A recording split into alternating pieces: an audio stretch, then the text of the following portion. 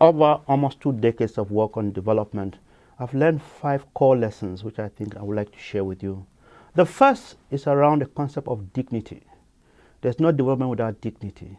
If you engage people and you don't engage them with dignity to restore their human dignity, they're not going to engage back. So that area around dignity and how we frame issues around dignity are central to development.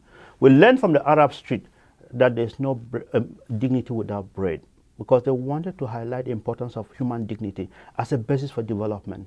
So we see instances of people who come to the table as beggars. If they came to the table asking, what can we do for you? That is not going to be meaningful development. So the first element is around the concept of dignity. And if you put that squarely at the table, then you engage people differently. Second, there's the whole concept of public service and the creation of the public good, because public good is a public trust. And once you are doing a public service, it's important to see to what extent you deliver because you are doing that because it's in the public interest.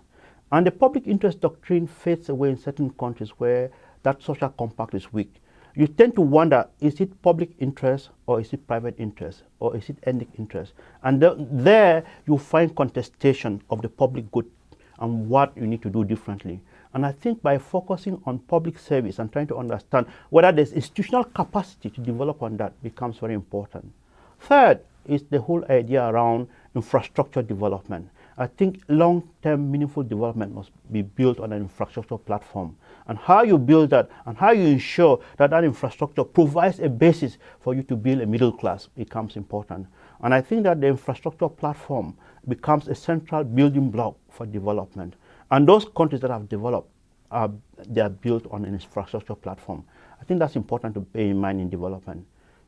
The fourth area, which I think is important, and I mentioned it briefly, is already how we see the emergence of a middle class.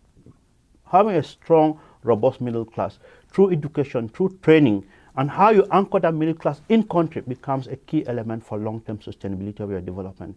We do build middle classes in places like Africa and elsewhere. The challenge there is that they tend to move out of Africa and migrate to other areas for better salaries. How then do you ensure that you anchor that middle class in Africa in ways that they are much more responsive to and they can hold their governments accountable? That is the fourth challenge. The fifth, which I think is critical for development, is how you anchor this on a private sector. There's no development without developing the private sector. We have not paid attention to the private sector in the work we do as a public institution, but we need to do that better with IFC. And the challenge there, therefore, is to ask the question, how do you engage with the private sector differently? How do you ensure that when you engage at the state level, you also engage at the local level? And part of that conversation is, how then do you ask them to have a social license to operate in the local community in ways that you validate their investments at the local level? I think these are broad parameters for thinking about development. These are some of the lessons I've learned during my 2 decades of work here at the bank, and I think they're important for the work we do.